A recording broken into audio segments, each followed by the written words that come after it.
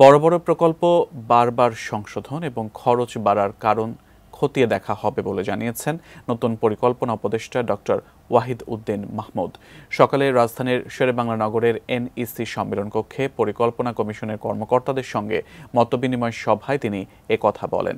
উপদেষ্টা বলেন, রাজনৈতিক উদ্দেশ্যে বিভিন্ন নির্বাচনী এলাকায় যেসব প্রকল্প নেওয়া হয়েছে বা যেগুলো একনেকে যাওয়ার অপেক্ষায় আছে সেগুলো আবারও পর্যালোচনা করা হবে। অবকাঠামো খাতের প্রকল্পের ব্যয় বৃদ্ধির বড় কারণ ঠিকাদার ও রাজনৈতিক যোগসাজশে দুর্নীতি, সেই সঙ্গে নকশার দুর্বলতাও আছে, সেগুলো খতিয়ে দেখা হবে।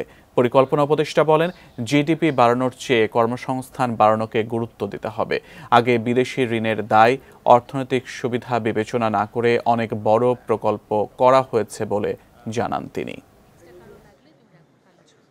বড় বড় প্রকল্পগুলোতে কেন এতবার সংশোধন করতে হলো, নকশা কেন সংশোধন করতে হলো, কাদের স্বার্থে এগুলোকে বারবার নেওয়াই হয়েছিল কেন, এবং সেগুলোকে একটা প্রকল্প 4বার 5বার বহুবার এগুলোকে কেন সংশোধন করতে হয়েছে এবং ব্যয় বাড়াতে হয়েছে এবং সময় বাড়াতে হয়েছে, সেগুলো একটু আমরা এখন ভবিষ্যতে যাতে ভুল না করি, আমি মনে করি যে এটাকে প্রতিবেদন তৈরি করা উচিত হবে যে কেন এই ভুলগুলো হলো।